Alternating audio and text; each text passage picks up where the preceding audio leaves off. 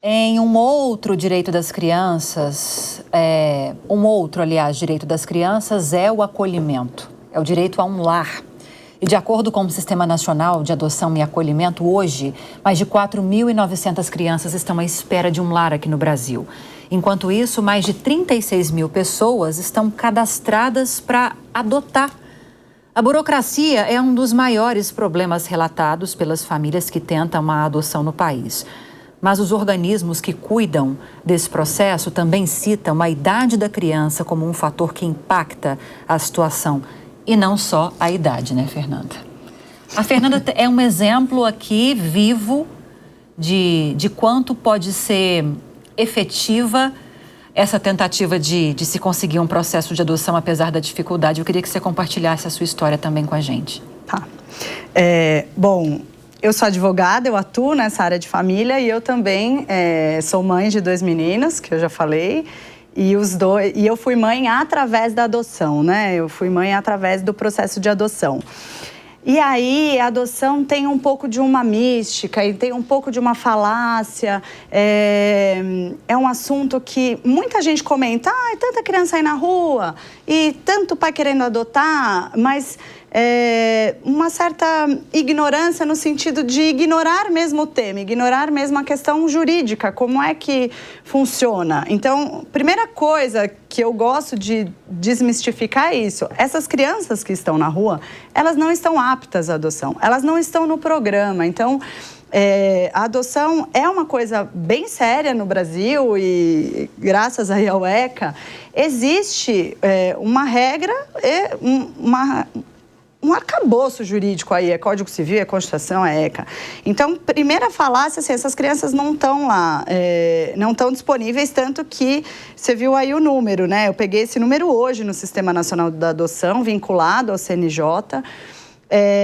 Essas 4.907 crianças, qual é o perfil? Então, se alguém tiver curiosidade de entrar, é só colocar SNA no Google que aparece todos os gráficos e todas as estatísticas. Não tem muitos anos atrás, mas tem hoje. Então, uma coisa muito, muito simples. Eu anotei aqui para a gente trazer uma bobagem. A gente estava se preparando para entrar, a Nicole perguntou, você escolheu menino? Eu falei, o primeiro eu escolhi menino, o segundo eu não escolhi, mas eu já sabia que a maior chance era vir menino, por quê? A esmagadora maioria, quer adotar menina, branca, com menos de 1 ano, sem nenhuma doença, que a mãe não seja drogadita, ou seja, não tenha sido usuária, que a mãe não tenha doença. Essa criança, assim, ela não existe no Brasil. Ela não existe no sistema de adoção. Não tem essa menina. Sim. Então, essa pessoa vai ficar 10 anos, talvez nunca consiga encontrar essa criança. Porque o perfil das crianças que estão aptas à adoção, ou seja, já passaram por aquele processo que eu falei, adiantei um pouco, que é dessa perda do poder familiar, essa mãe que foi destituída do poder é uma mãe que é usuária de droga, é uma mãe que é moradora de rua, é uma mãe que sofreu violência, que replicou essa violência, é a criança preta, e aí esse número, por que está sobrando? Porque a adoção é um encontro de pais e filhos. A adoção não é eu vou lá e vou pegar essa criança. Não, é um encontro. Que eu pretendo? Que criança que tem? E é esse encontro. Então, que criança que está lá? Está lá adolescente, está lá criança doente. Então, 54% das crianças aptas são meninos. E 24% só aceitam meninas. 29% dessas crianças são brancas, ou seja, 70% das crianças são pretas. Só que 32% dos pretendentes não aceitam pretos. 32% só aceitam brancos. Está lá, público lá no sistema. 20% das crianças que estão lá têm algum tipo de doença. 65% dos pais não aceitam a criança com absolutamente nenhuma doença. E aí eu estou falando do seguinte, uma mãe HIV, porque o cadastro ele também é muito amplo. Então, quando você vai se cadastrar, se habilitar, né, o termo correto é habilitação para adoção, você preenche uma série de coisas e aí tenho lá minhas críticas sobre isso, que eu acho que não cabe aqui, mas você escolhe. Então, a mãe HIV positivo e a criança HIV negativo, você aceita?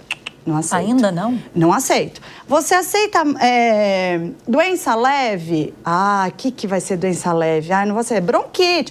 Quer dizer, vira uma coisa que se você tem um filho, aí o Felipe pode colaborar aqui. Você tem um filho, você não sabe se ele tem asma, se ele tem bronquite, se ele tem... E tem histórias realmente horrorosas, assim, de é vesgo, eu não quero.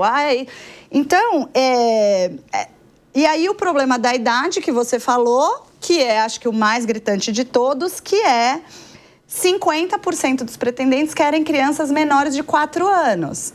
E das crianças disponíveis, somente 14%. E aí também tem todas as suas questões, porque esse processo de perda do poder familiar também é demorado, é um processo judicial. E aí até fazer uma correção um pouco técnica do texto inicial sobre a adoção, o direito da criança e do adolescente, garantido pela Constituição e pelo ECA, é ser mantido em sua família de origem.